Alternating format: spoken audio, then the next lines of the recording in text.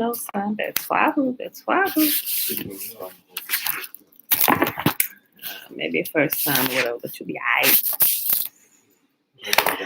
You'll be alright. Mm-hmm. Is it fun? I mean, if you, what, I guess. I guess it just really depends on the person. Really.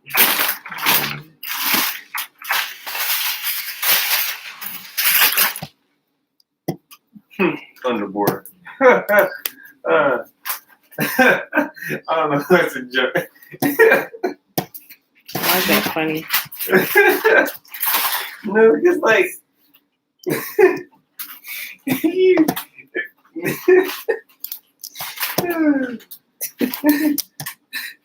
that's funny. They're good though. Mm-hmm. Top of the day, beautiful people. Top of the day. I'm bringing up my shimmer here. You hear my son laughing in the background. Shalom, shalom, shalom. Peace and blessings, Aliyah. Peace and blessings. Caleb, it's Bible, great rising. Okay, beautiful people. I think it's AUDIOBOOK. You say your name? No, it's your brother Elijah. Mine is AUDIOBOOK. What? No, son. What's mine? We'll talk about this in a minute. No. Your Hebrew translations and stuff. Aliyah is Elijah. Elijah. Aliyah. Right? Remember in Hebrew there is no E. The proper pronunciation is with an A. All right. Okay, but because of all the translations and all this stuff they put it in, it was just whatever. We know the truth. Okay. All right, so we'll talk about that in a second. Name pronunciation, the proper way to say it. All right, beautiful people.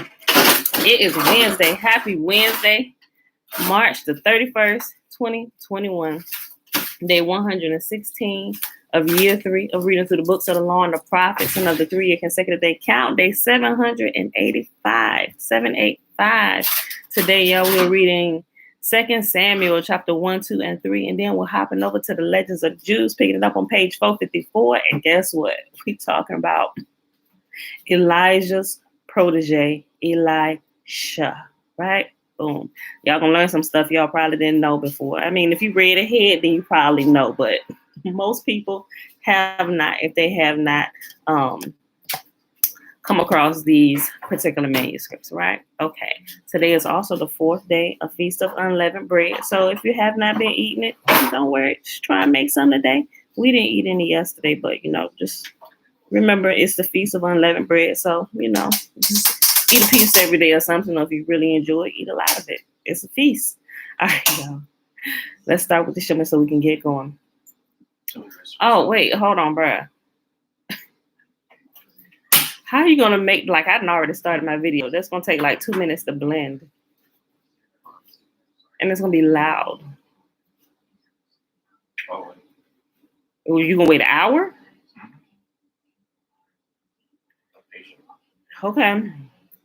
I'll go ahead, stick it in there or whatever.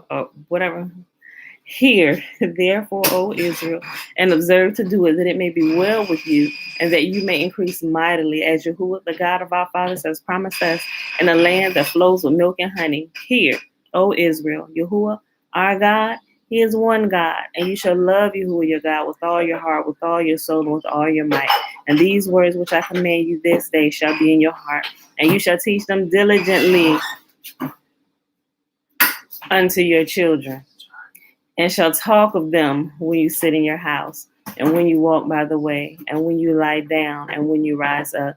And you shall bind them for a sign upon your hand, and they shall be as frontlets between your eyes. And you shall write them upon the posts of your house and on your gates. And Yahuah commanded us to do all these statutes, to fear Yahuah our God for our good always, that He might preserve us alive as it is at this day. And it shall be our righteousness if we observe to do all these commandments before Yahuah our God, as He has commanded us. All right. Oh, don't move that. Son. I'm so sorry. See, I'm everywhere. See, coming down here, mess with stuff first thing in the morning, moving stuff around. Phone almost fell. You gonna close this deep freezer behind me? He about to make him a smoothie. About to use this blender that's gonna be extremely loud. Yeah, thank you. What happens to the Vitamix thing? Not that one. The other small. The one that I used to put in. That wasn't a Vitamix, that was a bullet. It broke. That's why I use my handy dandy Vitamix. Okay, beautiful people. So let's get started reading here. TT, hey girl, hey. Greetings, Uncle Nathaniel. Belinda Brown, shalom. Okay, y'all. Let's minimize this right here. Oh, Shayla, I just saw your message come through. I was amazed at how well he knew those multiple languages, right? I looked him up, but do you know that he passed away? Yes, he did. I went through it and I clicked on the video. I was trying to find him. I was trying to find out a little bit about him and what he did to learn all those multiple languages. Clearly, he studied, right? But as I started reading some of the comments, they said he had passed away not too long ago. He had a heart attack. He was having heart issues, you know? So I'm like, sheesh, you know. But he walked up on some people speaking their language. They say he speak their language better than they speak their language, right? It was the video was freaking awesome. But okay, yeah, he just studied, you know. So, but okay. All right, beautiful people. 2 Samuel chapter 1. After the death of Saul, David returned from his victory over the Amalekites and spent 2 days in Ziklag. On the third day, the man arrived from Saul's army camp. He had torn his clothes and put dirt on his head to show that he was in mourning. He fell to the ground before David in deep respect. Where have you come from? David asked. I escaped from the Israelite camp, the man replied. What happened? David demanded. Tell me about how the battle went. The man replied.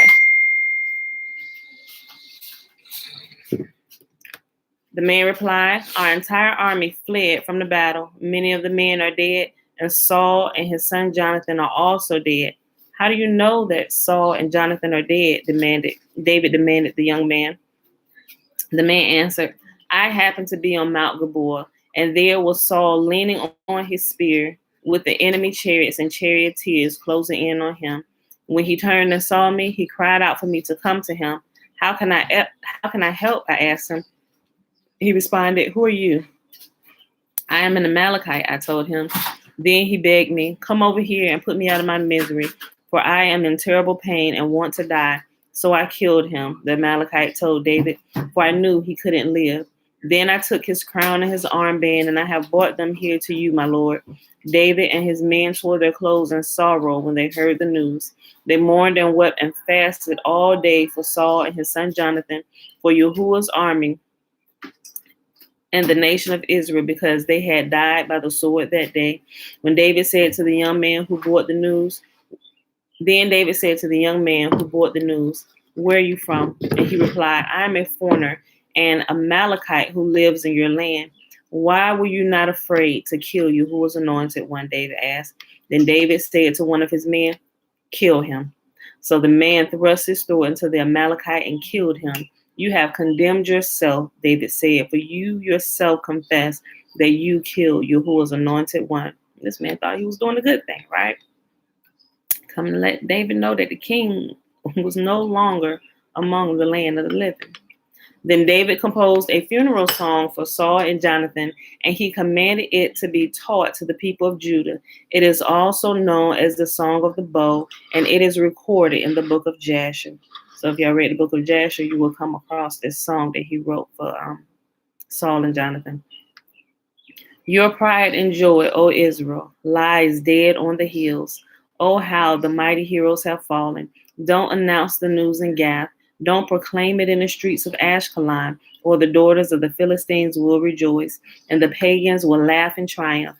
O mountains of Gilboa, let there be no dew or rain upon you. nor fruitful fields producing offerings of grain, for there the shield of the mighty heroes was defiled.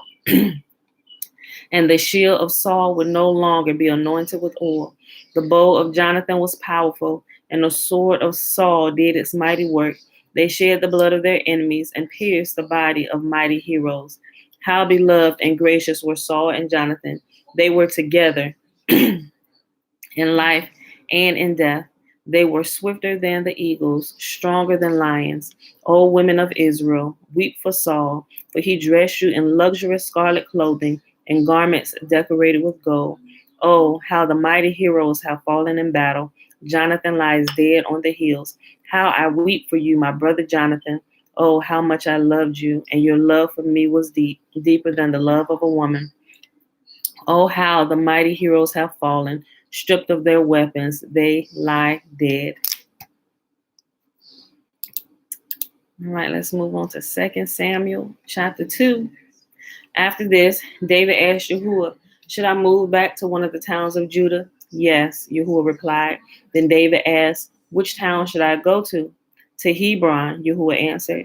David's two wives were Ahinoam from Jezreel and Abigail, the widow of Nabal from Carmel. So David and his wives and his men and their families all moved to Judah, and they settled in the villages near Hebron. And then the men of Judah came to David and anointed him king over the people of Judah. When David heard that the men of Jabesh Gilead had buried Saul, he sent them this message. May Yahuah bless you for your being so loyal to your master Saul and giving him a decent burial. May Yahuah be loyal to you in return and reward you with his unfailing love. And I too will reward you for what you have done. Now that Saul is dead, I ask you to be my strong and loyal subjects like the people of Judah who have anointed me as their new king. But Abner, son of Ner, the commander of Saul's army, had already gone to Mahanaim with Saul's son Ishbosheth. There he proclaimed Ishbosheth king over Gilead, Jezreel, Ephraim, Benjamin, and the land of the Asherites, and all the rest of Israel. Ishbosheth, Saul's son, was 40 years old when he became king, and he ruled from Mahanaim for 2 years. Meanwhile, the people of Judah remained loyal to David. David made Hebron his capital, and he ruled as king of Judah for 7.5 years. One day, Abner led Ishbosheth's troops to Mahanaim, from Mahanaim to Gibeon. About the same time, Joab, the son of Zeruiah, led David's troops out and met them at the pool of Gibeon. The two groups sat down there, facing each other from the opposite ends of the pools. Then Abner suggested to Joab, let's have a few of our warriors fight hand to hand here in front of us. All right, Joab agreed. So 12 men were chosen to fight from each side, 12 men of Benjamin representing Ishbosheth, son of Saul, and 12 representing David. Each one grabbed his opponent by the hair and thrust his sword into the other side so that all of them died. So this place at Gibeon has been known ever since as the Field of Swords. A fierce battle followed that day, and Abner and the men of Israel were defeated by the forces of David. Joab, Abishai, and Asahel, the three sons of Zeruiah, were among David's forces that day. Asahel could run like a gazelle, and he began chasing Abner. He pursued him relentlessly, not stopping for anything. When Abner looked back and saw him coming, he called out, "Is that you, Asahel?" "Yes, it is," he replied. "Go fight someone else," Abner warned. "Take one of the younger men and strip him of his weapons," but Asahel kept right on chasing Abner. And again, Abner shouted to him, "Get away from here. I don't want to kill you. How could I ever face your brother Joab again?" But Asahel refused to turn back. So Abner thrust the butt end of his spear through Asahel's stomach, and the spear came out through his back. He stumbled to the ground and died there. And everyone who came by that spot stopped and stood still when they saw Asahel lying there. When Joab and Abishai found out what had happened, they set out after Abner. The sun was just going down as they arrived at the hill of Ammah near Giah along the road of the wilderness of Gibeon. Abner's troops from the tribe of Benjamin regrouped there at the top of the hill to take a stand. Abner shouted down to Joab, "Must we always be killing each other? Don't you realize that bitterness is the only result?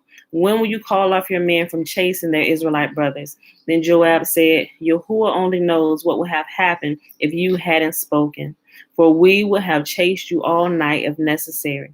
So Joab blew the ram's horn, and his men stopped chasing the troops of Israel. All that night, Abner and his men retreated through the Jordan Valley. They crossed the Jordan River, traveling all through the morning, and didn't stop until they arrived at Manahem. Meanwhile, yeah, she's really loud.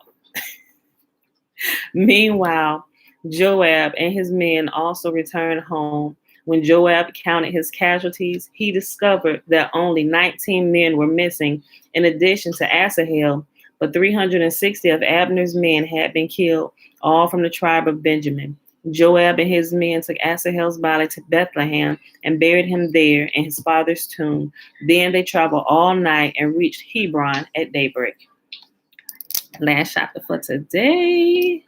2 Samuel chapter 3, then we're hopping over to the Legends of the Jews, which should really be called the Legends of the Hebrews. That was the beginning of a long war between those who were loyal to Saul and those loyal to David. As time passed, David became stronger and stronger, while Saul's dynasty became weaker and weaker. These are the sons who were born to David in Hebron. The oldest was Amnon, whose mother was Ahinoam from Jezreel. The second was Daniel, whose mother was Abigail, the widow of Nabal from Carmel. The third was Absalom, whose mother was Maacah, the daughter of Talmi, king of Geshur.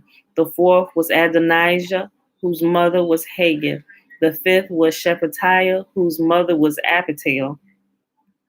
Every time it does this, the sixth was Ithream, whose mother was Eglah, David's wife. These sons were all born to David at Hebron. As the war between the house of Saul and the house of David went on, Abner became a powerful leader among those loyal to Saul. One day, Ishbosheth, Saul's son, accused Abner of sleeping with one of his father's concubines, a woman named Rizpah, daughter of Aiah. I'm sorry, y'all. I know I screwed her name up. Aiah. That's good. We're going to go with that. Aiah. Abner was furious. Am I some Judean dog to be kicked around like this? He shouted. After all I have done for you, your father, Saul, and his family and friends. After all I have done for your father, Saul, and his family and friends by not handing you over to David, is this my reward, that you find fault with me about this woman? May Yahuah strike me and even kill me if I don't do everything I can to help David get what Yahuah has promised him. I'm going to take Saul's kingdom and give it to David. I will establish the throne of David over Israel as well as Judah, all the way from Dan in the north to Beersheba in the south. Ishbosheth didn't dare say another word because he was afraid of what Abner might do. Then Abner sent messengers to David saying, doesn't the entire land belong to you? Make a solemn pact with me, and I will help turn over all of Israel to you. All right, David replied, but I will not negotiate with you unless you bring back my wife, Michal, Saul's daughter, when you come. David sent this message to Ishbosheth, Saul's sons. Give me back my wife, Michal, for I bought her with the lives of 100 Philistines. So Ishbosheth took Michal away from her husband, Palti, the son of Laish. Palti followed along behind her as far as Bahurim, weeping as he went. Then Abner told him, go back home. So Palti returned. That's terrible. I mean, what was terrible? She was stolen from David and given to this other man. But apparently he loved her so much he followed them, crying, wanting his wife back. But what can you say? She was David's wife first. And she was taken from him because Saul was mad with him. Meanwhile, Abner had consulted with the elders of Israel. For some time now, he told them, you have wanted to make David your king. Now is the time. For Yahuah has said, I have chosen David to save my people Israel from the hands of the Philistines and from all their other enemies. Abner also spoke with the men of Benjamin. Then he went to Hebron to tell David that all the people of Israel and Benjamin had agreed to support him. When Abner and 20 of his men came to Hebron, David entertained them with a great feast. Then Abner said to David, let me go and call an assembly of all of Israel to support my lord the king. Then they will make a covenant with you and make you their king, and you will rule over everything your heart desires. So David sent Abner safely on his way. But just after David sent Abner away in safety, Joab and some of David's troops returned from a raid, bringing much plunder with them. When Joab arrived, he was told that Abner had just been there visiting the king, and he had been sent away in safety. Joab rushed to the king and demanded, what have you done? What do you mean by letting Abner get away? You know perfectly well that he came to spy on you and find out everything you're doing. Joab then left David and sent messengers to catch up with Abner, asking him to return. They found him at the well of Sarah and brought him back, though David knew nothing about it. When Abner arrived back at Hebron, Joab took him aside at the gateway as if to speak with him privately, but then he stabbed Abner in the stomach and killed him in revenge for killing his brother Asahel. When David heard about it, he declared, I vow by Yahuah that I and my kingdom are forever innocent of this crime against Abner, son of Ner. Joab and his family are the guilty ones. May the family of Joab be cursed in every generation with a man who has open sores or leprosy, or who walks on crutches, or dies by the sword, or begs for food. So Joab and his brother Abishai killed Abner because Abner had killed their brother Asahel at the battle of Gibeon. Then David said to Joab and all that were with him, tear your clothes and put on burlap, mourn for Abner.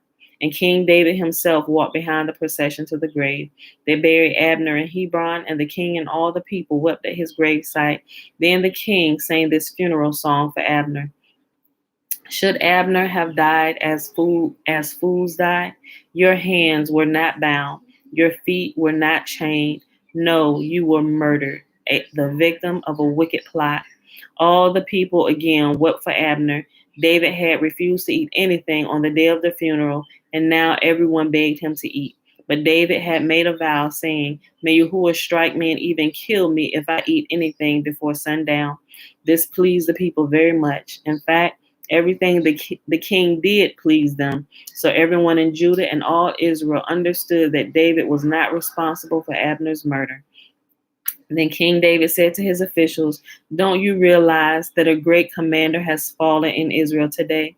And even though I am anointed king, these two sons of Zeruiah, Joab and Abishai, are too strong for me to control. So may Yahuah repay these evil men for their evil deeds. All right, beautiful people. That was 2 Samuel 1, 2, and 3. Mm-hmm. Yeah. So sometimes we want to smack David first. We get to the killing of the dude at the front line to get his wife, and then is this crap? Well, really? See, you gotta go through it and all the way messed up. Yeah, it is. Thinking off of that impulse and not that brain. Yeah, it's a bunch of drama going on all up and through here. Okay, y'all. So we're in chapter 8 today. We just finished up this section, reading about Elijah and the forerunner of the Messiah. We read that was the only section we read yesterday, but today we went to chapter 8, and we're reading about Elijah's protege, Elisha. And we're going to read about Elisha and Jonah. Okay. Joanne, good morning. Josiah, shalom, shalom. Nikki, the Twabu. Okay, y'all. All right. So we're on page 454. All right, y'all. Listen to this. This is really good. It's always good, but still, it's really good. Okay, listen to this, y'all. I should have checked my volume before I started. Okay, we good. Okay. Elisha, the disciple of Elijah.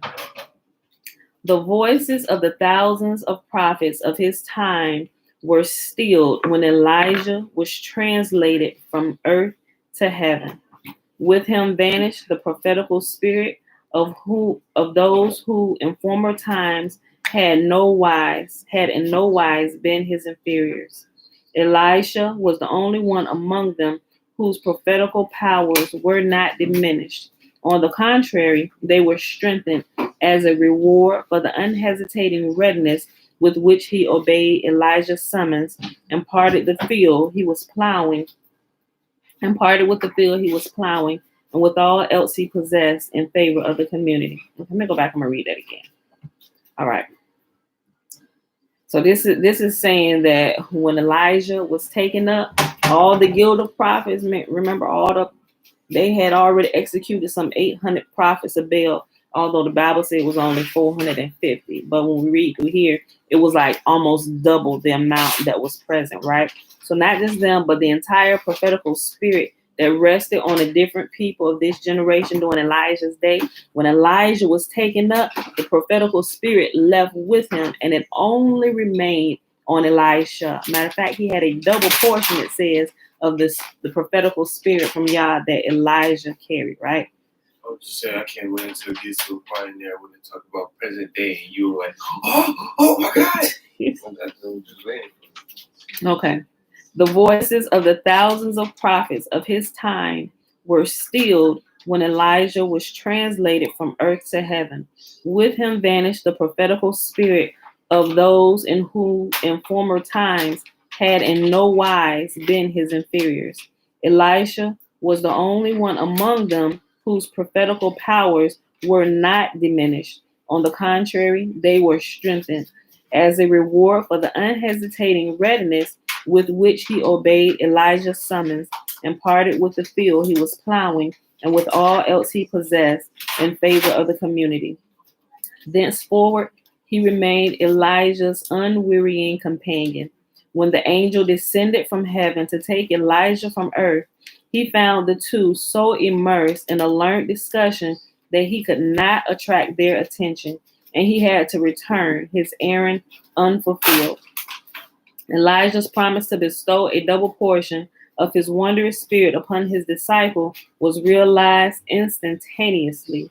During his life, Elisha performed 16 miracles, and 8 was all his master had performed. The first of them, the crossing of the Jordan, was more remarkable than the corresponding wonder done by Elijah.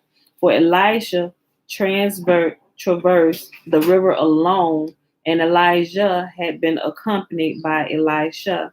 So when Elijah walked across the Jordan River, he walked across the water. When Elijah, the great prophet Elijah, walked across the Jordan River, Elisha was with him. But after Elijah was taken, Elijah, they said it was greater than it was with when he did it with Elijah, because everybody, you walking with Elijah. Of course you can walk across. You with Elijah, my dude. But after Elijah was taken, they found it to be more great of a miracle because Elisha did the same thing, and he walked by himself. He walked himself across that huge ocean, lake, stream of water, whatever you want to call it, the Jordan River. He walked across it by himself. Okay.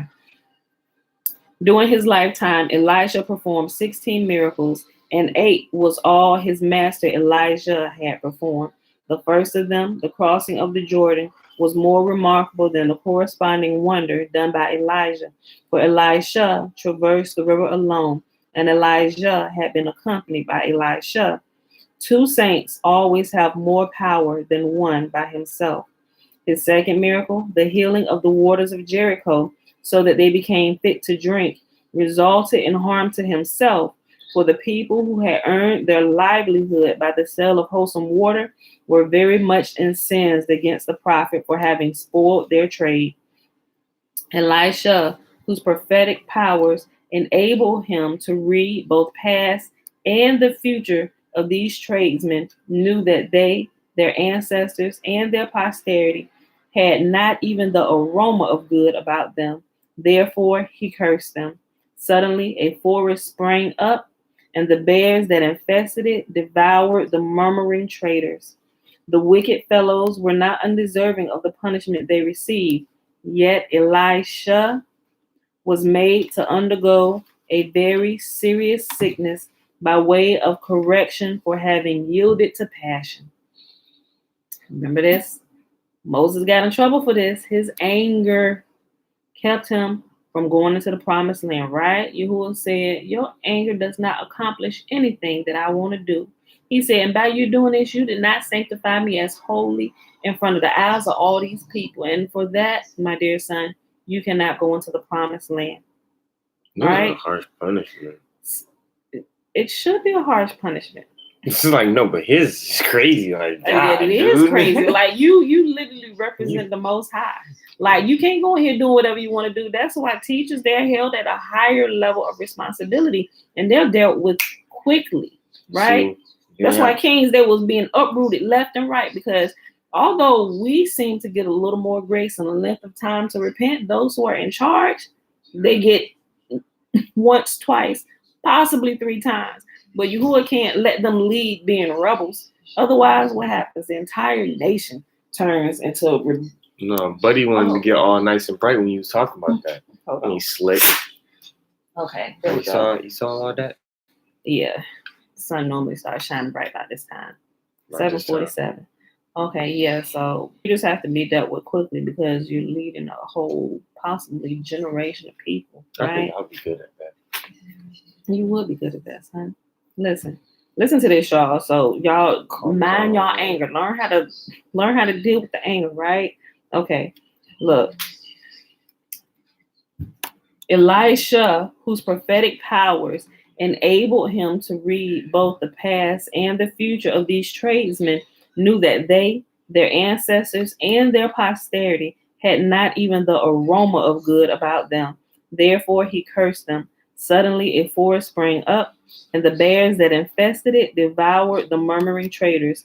The wicked fellows were not undeserving of the punishment they received, yet Elisha was made to undergo a very serious sickness by way of correction for having yielded to passion. In this, he resembled his master Elijah. He allowed wrath and zeal to gain the mastery over him. Yahuah desired that the 2 great prophets might be purged of this fault. Accordingly, when Elisha rebuked King Jehoram of Israel, the spirit of prophecy forsook him, and he had to resort to artificial means to reawaken it within himself.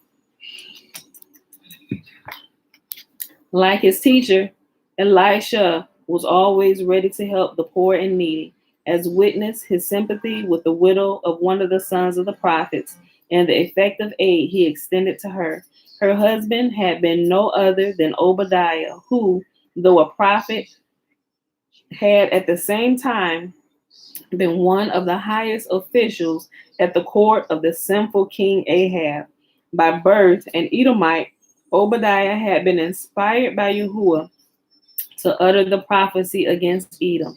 In his own person, he embodied the accusation against Esau, who had lived with his pious parents without following their example, while Obadiah, on the contrary, lived in constant intercourse with the iniquitous king Ahab and his still more iniquitous spouse Jezebel, without yielding to the baneful influence they exercised.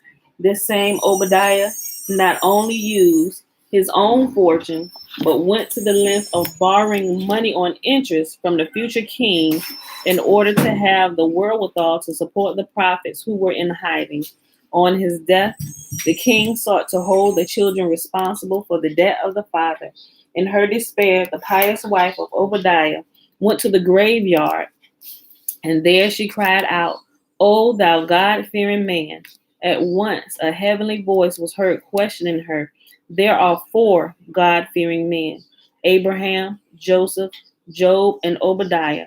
To which of them dost thou desire to speak? To him of whom it is said, he feared the Lord greatly.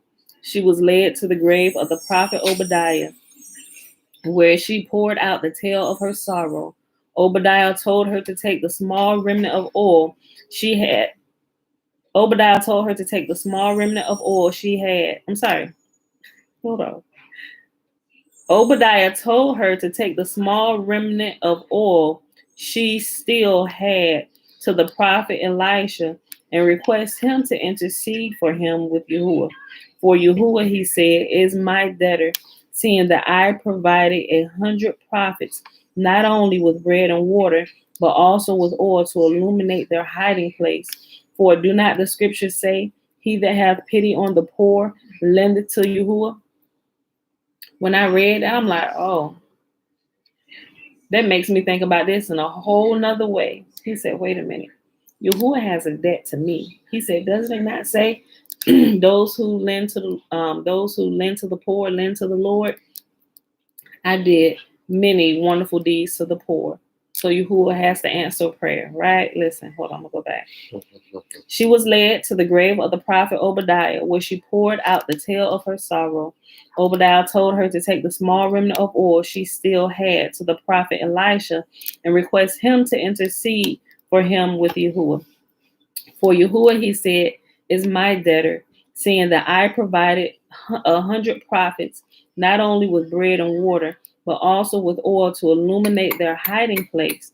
For do not the scriptures say, he that hath pity upon the poor lendeth unto the Lord? Forthwith the woman carried out his behest. She went to Elisha, and he helped her by making her little cruse of oil fill vessels upon vessels without number. And when the vessels gave out, she fetched potsherds, saying, may the will that made the empty vessels full make broken vessels perfect. So it was. The oil ceased to flow only when the supply of potsherds, as well as the vessels, gave out. In her piety, the woman wanted to pay her tithe offering, but Elisha was of the opinion that as the oil had been bestowed upon her miraculously, she could keep it wholly and entirely for her own use. Furthermore, Elisha reassured her as to the power of the royal princess to do her harm. Yahuah, who closed the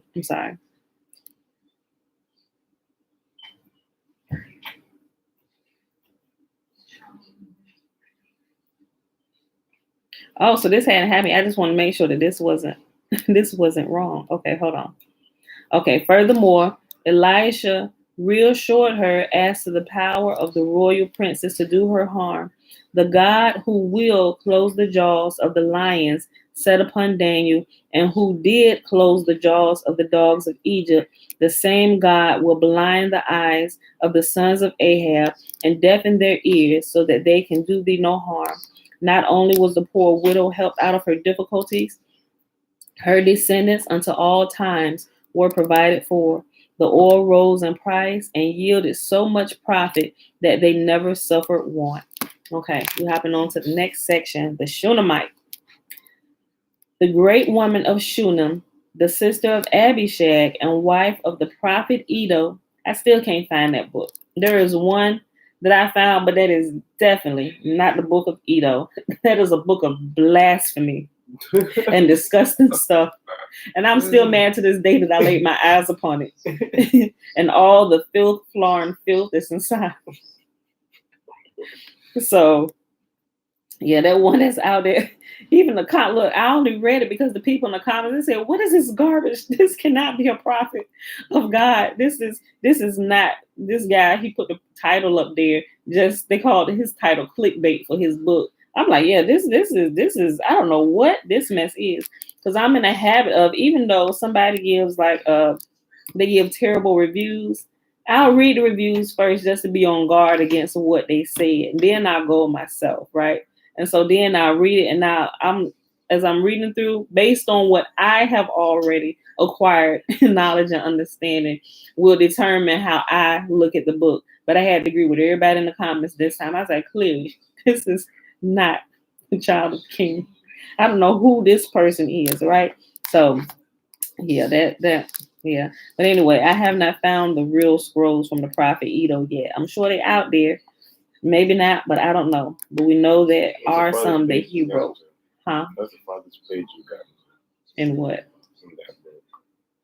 I read all of it. It was a little small one. I mean, I read it to the end just to verify. I'm just like, oh, Father, wash my eyes. These words from my brain. Okay. The great woman of Shunem, the sister of Abishag and wife of the prophet Iddo, also had cause to be deeply grateful to Elijah. When Elisha came to Shunem on his journey through the land of Israel, his holiness made a profound impression upon the Shunammite, Indeed, the prophet's eye was so awe-inspiring that no woman could look him in his face and live.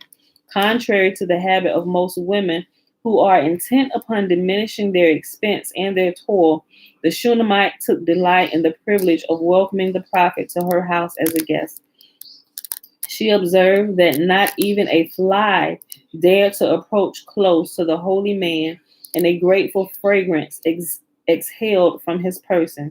If he were not so great a saint, she said, and the holiness of Yahuah did not invest him, there were no such pleasant fragrance about him. That he might be undisturbed, she assigned the best chambers in the house to the prophet. He, on his part, desiring to show his appreciation of her hospitality, knew no better return for her kindness than to promise that she should be blessed with a child within a year. The woman protested, "Oh, my husband is an old man, nor am I of an age to bear children. The promise cannot be fulfilled." Yet it happened as the prophet had foretold. Before the 12th month had passed, she was a mother. A few years later, her child died a sudden death. The mother repaired to the prophet and lamented before him, "Oh, that the vessel had remained empty rather than it should be filled first and then be left void."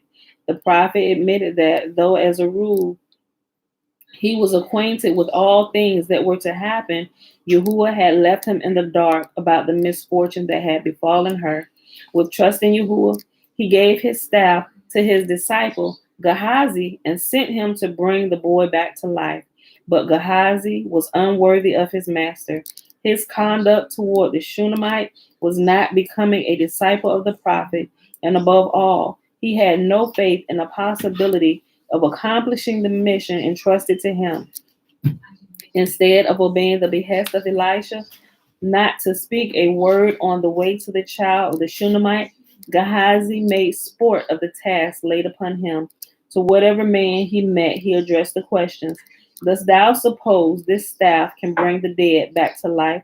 The result was that he forfeited the power of executing the errand with which he had been charged.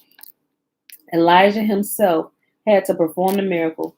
The prophet uttered the prayer, "O Lord of the world, as thou did wonders through my master Elijah, and did permit him to bring the dead to life, so I pray thee, do thou perform a wonder through me, and let me restore life to this lad." The prayer was granted, and the child was revived. The act of the prophet proves the duty of gratitude in return for hospitality. Elisha did not attempt to resuscitate his own kith and kin who had been claimed by death. He invoked a miracle for the sake of the woman who had welcomed him kindly to her house. He said he didn't even revive his own kin. He just let his own folks stay in the grave. But to this woman who treated him kindly, he restored her son's life to him. Do me a favor, put some Vaseline on her arm, please. Gehazi proved untrustworthy by his conduct on this occasion, again aroused the ire of the prophet when he disregarded the order not to accept money from Naaman, the Syrian captain. He did not succeed in deceiving the prophet. On his return from Naaman, he found Elisha occupied with the study of the chapter of the Mishnah Shabbat, which deals with the 8 reptiles. The prophet Elisha greeted him with a rebuke. "Thou villain, the time has come for me to be rewarded for the study of the Mishnah about the 8 reptiles. May my reward be that the disease of Naaman afflict thee and thy descendants forevermore." Scarcely had these words escaped his lips when he saw the leprosy come out of Gehazi's face. Gehazi deserved the punishment on account of his base character. He was sensual and envious and did not believe in the resurrection of the dead. His unworthy qualities were displayed in his conduct toward the Shunammite and toward the disciples of Elisha. When the pretty Shunammite came to the prophet in her grief over the death of her child, Gehazi took her passionately in his arms under the pretext of forcing her away from the prophet on whom she had laid hold her supplications.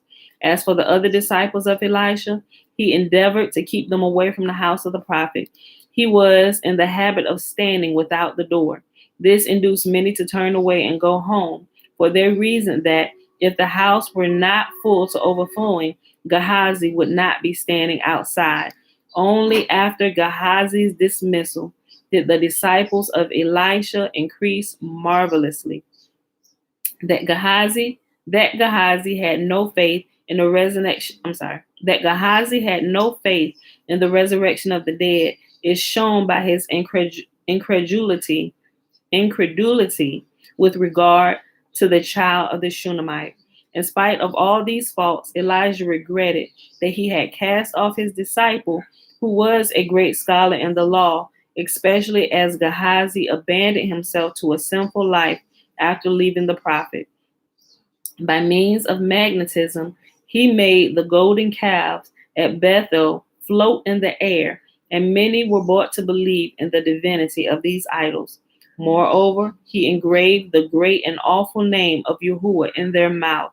Thus they were enabled to speak, and they gave forth the same words Yahuah had proclaimed from Sinai: I am the Lord thy God. Thou shalt have no other gods before me. So let me tell you, a prophet's disciple, they can do a lot of damage when they go rogue and if they don't stay close by the most holy. Right now, you out here performing magic tricks for the people using the most holy name of the God of Israel, right? Because you had learned it.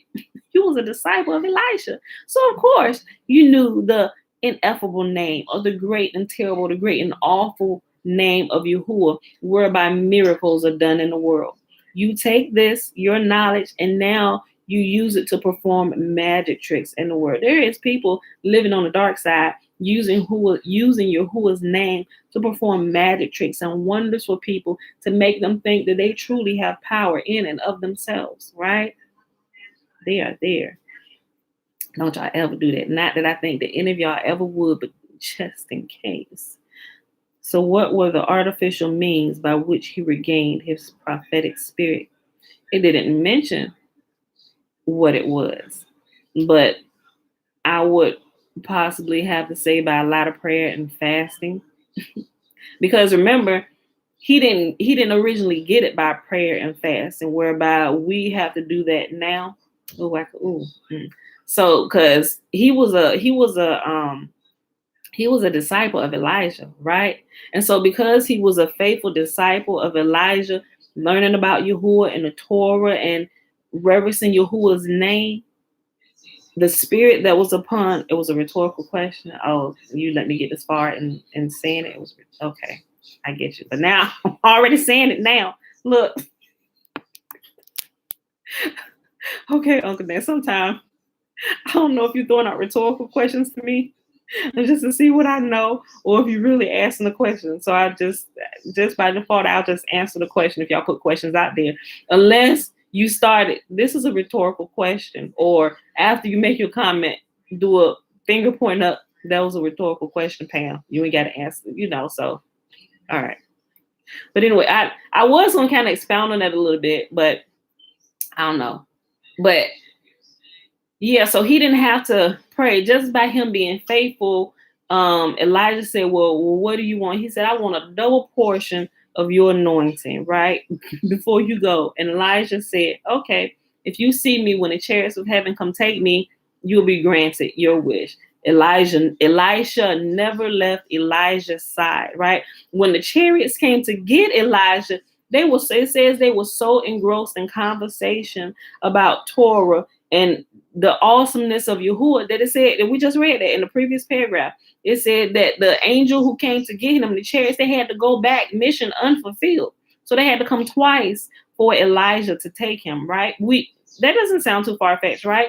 Because what happened when Yahuah tried to get Moses' attention, right? Moses was so dedicated in his work to his father-in-law, Jethro. He said, look, Moses is so focused on his work. He said, I got to get his attention. Look, toss a rock or something.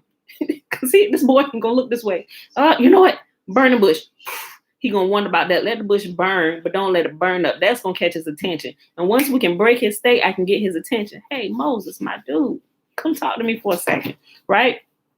Look, so it's the same thing. But yeah, I believe that it's about the art of, not saying that prayer and fasting is artificial means, but he got it supernaturally. It was dropped on him, but because of his anger, he couldn't keep it under control. It was taken from him. So now he had to manually go through doing the work, right? Doing the work to get this gift of prophecy and all his prophetical gifts back, right?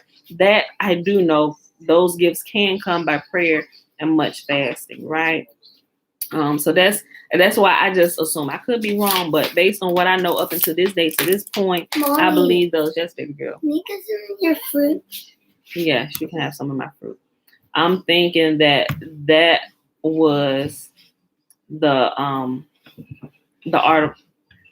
artificial means. So artificial means, so to speak, right? Because it doesn't say he performed any kind of magic tricks or anything to get it back, right? So I don't know.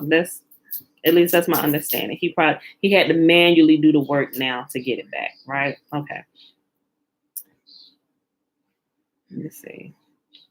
Let me go back here. Gehazi and his shenanigans. In spite of all these faults, Elisha regretted that he had cast off his disciple, who was a great scholar in the law, especially as Gehazi abandoned himself to a sinful life after leaving the prophet. By means of magnetism, he made the golden calves at Bethel float in the air, and many were brought to believe in the divinity of these idols. Moreover, he engraved the great and awful name of Yahuah in their mouth. Thus they were able to speak, and they gave forth the same words Yahuah had proclaimed from Sinai. I am the Lord thy God. Thou shalt have no other gods before me. Elisha accordingly repaired to Damascus to lead Gehazi back to the paths of righteousness, but he remained impenitent. For he said, from thyself I have learned that there is no return for him who not only sins himself, but also induces others to sin. So Gehazi died without having done aught to atone for his transgressions, which were so great that he is one of the few Hebrews who have no share in paradise. His children inherited his leprosy. He and his 3 sons are the 4 leprous men who informed the king of Israel of the precipitate flight of the Syrian host. Elisha's excessive severity toward his servant Gehazi and toward the mocking boys of Jericho did not go unpunished. He had to endure 2 periods of disease, and the 3rd sickness that befell him caused his death. Sheesh, Elisha. Look, he didn't get this anger under control. Look, let me tell y'all something. I know no better way of teaching than by, I guess it could be just like obedience, right? But it seems to have, I ain't gonna say all the time, but at least I can say that if it's a person, okay, see, here's what I understand, right?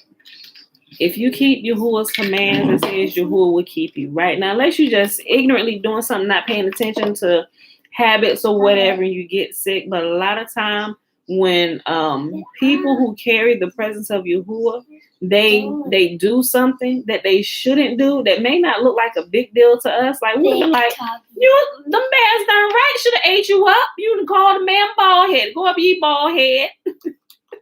So Elisha called bears and ate up them boys, right? A whole forest sprang up, my G, right? A whole forest sprang up, and it was infested with bears immediately, and it took out those men, right? We just read about that. But Yahuwah said, now before I go on, remember when Yahuwah came and got Abraham? Let's go all the way back to the beginning with Abraham, and Yahuwah is serious about this anger issue that we have, right? He said, listen, go ahead. He sent the angel to get Abraham, said, go ahead, take Abraham all through the earth. Let him see everything, right? And Abraham was Yahuwah's friend. He said, let him see everything, right? Yahuwah he gave Abraham free reign to do whatever he wanted to do because Abraham did not abuse the gifts, right? And the information he had. So as they were traversing through the earth, the angel and Abraham, right? Abraham came upon 3 different scenarios, right? And this one particular scenario, he said he saw a husband committing adultery with this particular woman, right? And so what he do, he spoke a curse over this dude because he was breaking the Torah, he was committing adultery. He said, let him die, because he was committing adultery. And the person before then, he also spoke a curse. He said, let him die. What Yahuah said, wait, hold on, angel. Take Abraham to his own household. He has no sympathy for the wicked, right? Not that the wicked should have sympathy upon them, but Yahuah sees further than what we do. He said, I'm good to the just and to the unjust. He gives all men the opportunity to repent, no matter what you did, right?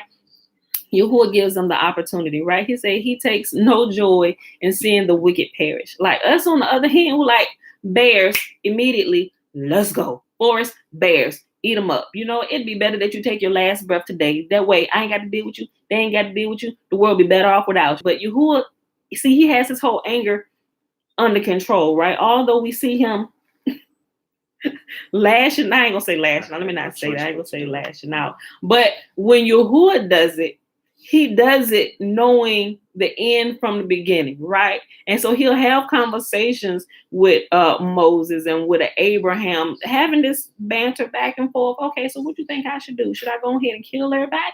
No, because if you kill everybody, then the Egyptians gonna say that you brought them out of here to kill them here, because you couldn't handle them and keep them under control, right? You right, my G. Hold on, so. What you think we should do? Like, Yahuah already know this, but he's so cool that he'll have conversation with you. Man, that's a different level of cool right there. Right, it is. That's a whole different level of cool, right? So he includes you on it, right? And even although he may know what he's going to do, if you offer I ain't gonna say if you offer a suggestion to Yah, he might take it. But we see that you can sit and talk, and he'll let you, even with Moses, right? He'll let you have what you ask for. But you need to be sure this is truly what you want, right? And so even with Moses, he said, look, I'm not even going to let you go over here into the promised land, right? And so he kept talking and talking and talking. And so until he was like, look, at least I'll let you look in there, right? I'll let you look and see, right? So even when Yahuah, he shouldn't even let him look in there, because now that he looked and he saw how good the land was, he was like, oh, I really got to get in there now. Just let me go. He said, you know what, look, take everything off of me, give it to Joshua, and then I'll become Joshua's servant. He said, no, because if the people still see you alive, they ain't gonna pay no attention to Joshua. So you got to die, Moses. You got to go, right? We can already set this in place. He said, look, please don't let me go. I don't want to go, right? So all this is like, okay, Moses, right? He said, so I'll let this happen, right? So he eventually gave Moses what he asked for, and what happens, right? Everything that Yahuah said immediately began to take place. The spirit had left Moses, and it came upon Joshua, to where when Joshua spoke with his great wisdom, the people's like, oh my gosh, Joshua, Moses, is this correct? What it said, Moses, it didn't say these words, but Moses was bereft of the wisdom, like the spirit of wisdom had left him already. It said it left him so much so that he couldn't even keep up with the wisdom of Joshua. That's what it said, right? And so at that point, the people began to, it was a split. Right, so the ones like, clearly the spirit of Yahuah is on Joshua now, we hear, but then you got those faithful to Moses, like, no, Moses is our master, Moses is our king, he is our teacher, we follow him, and it caused a split. And then what did it say happened?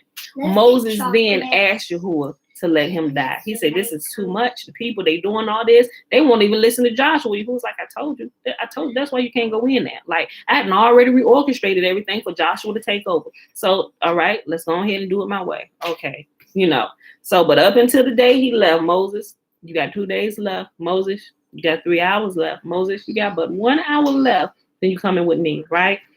Man, I'm saying this right now. If he said 1 hour left, then you come with me, 1 hour, feel so happy for some reason, but then also I'll be low-key sad. Yeah, so I said all that. It's like your mom picking you up from school, but take you home like in the middle of school, and you so happy. Like, man, whatever you did, I got so happy. I was like, oh yeah. Oh my God, man, that was paradise. Yeah. Okay, yo. So we got on that by talking about him Elisha not controlling his anger and what happens. So when you don't control your anger, at least those in leadership, we kind of see things happen to them and me like, oh my gosh. And I wonder about these. Now listen, y'all rest their souls, right? But we've had some leaders in the church world over the years who have seemed to have died sudden deaths, right? You know, and I will always wonder about this. I'm like, Father, something ain't right about this. You know, it seemed like they're done. The Pope is not. What are you talking about? He didn't get the Pope yet. He needs to. Yeah, listen, the wicked live on. I'm going to just leave it like that if you talk about the Pope. Okay, look, so there are some great men and women of Yah who have done great things. I mean, they've written books and all these things, right? But then something happens and they die in this horrible way, right? And it's like, what in the world happened? Like you have a husband and a wife die in a plane crash, and it just shook me for days. I'm like, what?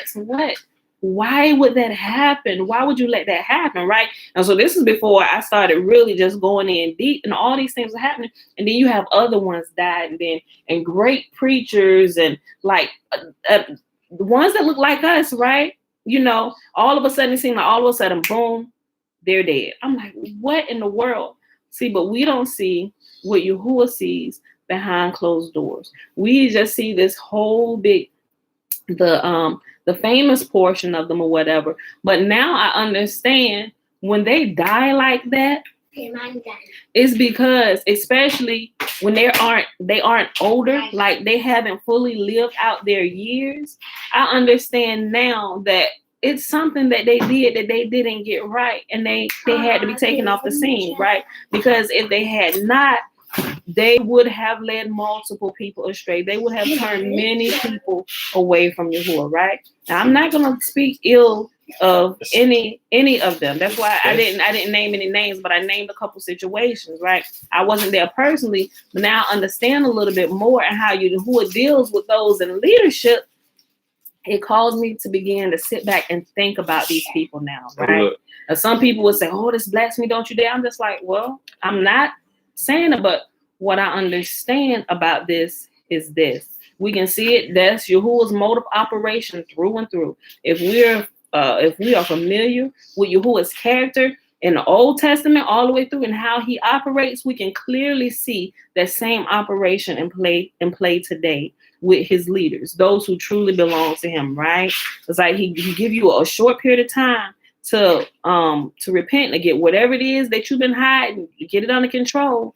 And then it happens in a couple different ways. Either like you go immediately, and I believe the ones who go immediately before whatever it is comes out, because I believe that if it had come out, it would have been more detrimental, right? So it take you right there at the prime of your hidden sin, and you got to go. And people left wondering, oh my gosh, the enemy is busy. The enemy then killed like the enemy is not bigger than Yahuwah. Satan is subject to Yahuwah himself, right? He doesn't do anything without Yahuwah's permission. We know that through and through, right? So that right there, that never stood well with me. I'm like, no, nobody's more powerful than Yahuwah. Yahuwah is controlling everything. He will allow things to happen, right?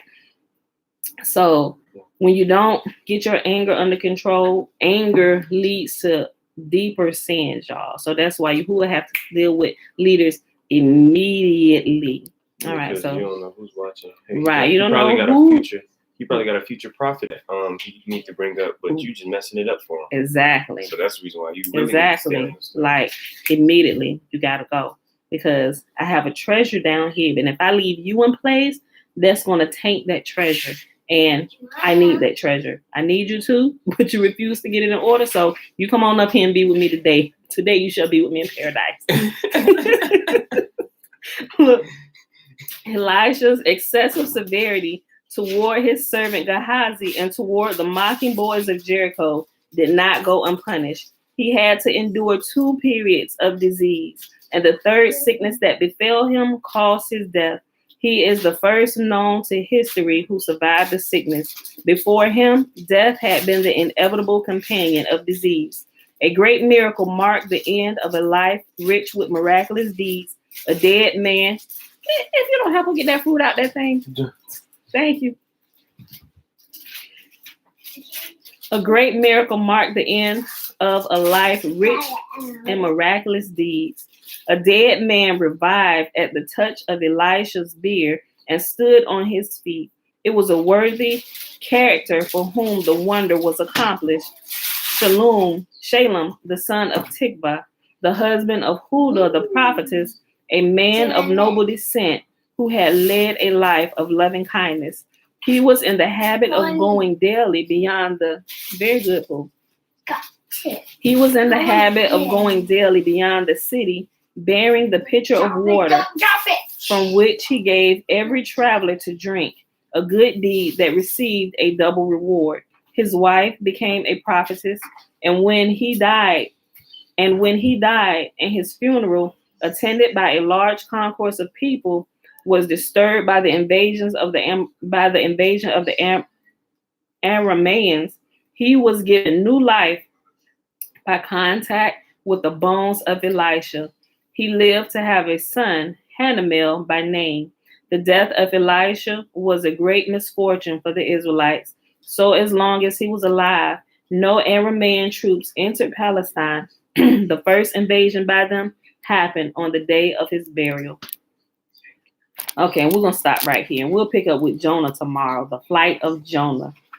And so we know Jonah was also, I believe Jonah was the son that the son of the daughter that Elisha had raised. If I remember that correctly. We read about it.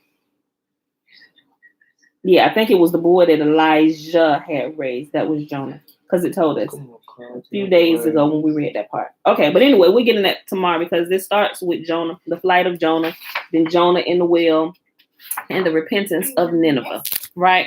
All right, beautiful people. So that was Legends of the Jews. We started on page 454. And we ended on page 456. We read 2 Samuel 1, 2, and 3. Y'all, it is Wednesday. Happy Wednesday. Happy Wednesday. March 31st, 2021. Day 116 of year 3 of reading through the books of the law and the prophets. Another 3-year consecutive day count. Day 785. All right, y'all. Let's see. Okay, I got my title for today. All right, y'all. So let's go ahead and do the blessing. Then I'm going to scroll through real quick and see. So I saw a couple comments. I'm not sure if they're questions, but I saw them popping up. So let's go ahead and do the blessing real quick for those who need to go to work.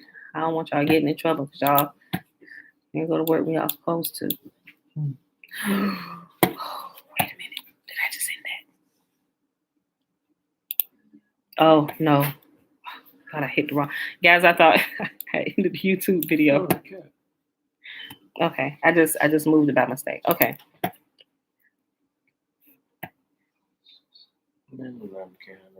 All right, y'all. The blessing is found in Numbers chapter 6, verses 22 through 27. And Yahuah spake unto Moses, saying, Speak unto Aaron and unto his sons, saying, On this wise ye shall bless the children of Israel, saying unto them, May Yahuah bless us and keep us. May Yahuah make his face to shine upon us and be gracious unto us. May Yahuah lift up his countenance upon us and give us peace. And they shall put my name upon the children of Israel, and I will bless them. All right, remember the first 21 verses of Numbers chapter 6 is the Nazarite vow. Beautiful people, remember, man or woman can take the Nazarite vow. Okay. Dream. Oh, when I was talking about the anger, you talking about you had a dream about your anger. Alicia, they don't need to breathe no more. Yeah, you need to get the anger under control. Pumpkin, thank you. Thank you. She said happy birthday again. Thank you. Okay, y'all. Christy, hey girl, hey Dana. No, that was unthinkable when that happened. What happened, Dana? I know you posted this a while ago, but I forget exactly what what part I was on when you said that. Okay. All right, Aliyah. Bless you, my brother. All right, y'all. Y'all willing. I see y'all back here tomorrow, bright and early, 7:15 a.m. Eastern Standard Time. All right, beautiful people. I got to get out of here and do some work today, too. Uh-oh, here come a call coming in, too. Oh, shoot. All right. I don't even think I can end this without doing this. Hold on, y'all. I'm sorry. I know I'm about to end it, but I can't. All right. Hello, this is Pamela.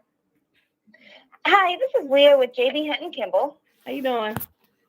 I'm good. I'm just calling to schedule delivery for Monday, April the 5th. Yes, ma'am. How many pieces? 62. Oh, 62.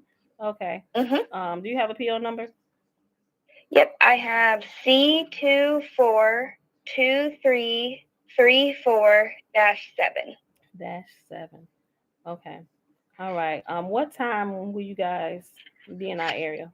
About 11:30. Okay. All right. Can you have the driver call when he's about an hour out? Yep. Okay. And then I do have it going to 3804 Cook Boulevard. Yes, Unit 6. They can back right up to the dock. Yep.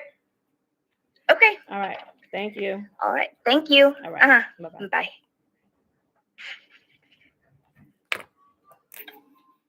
All right, beautiful people. Got to get started. Duty calls, right? Calls starting to come in now. All right, y'all. Y'all willing. I see you in the morning. Kathy, shalom, shalom. Okay. All right, beautiful people. We out of here. Peace.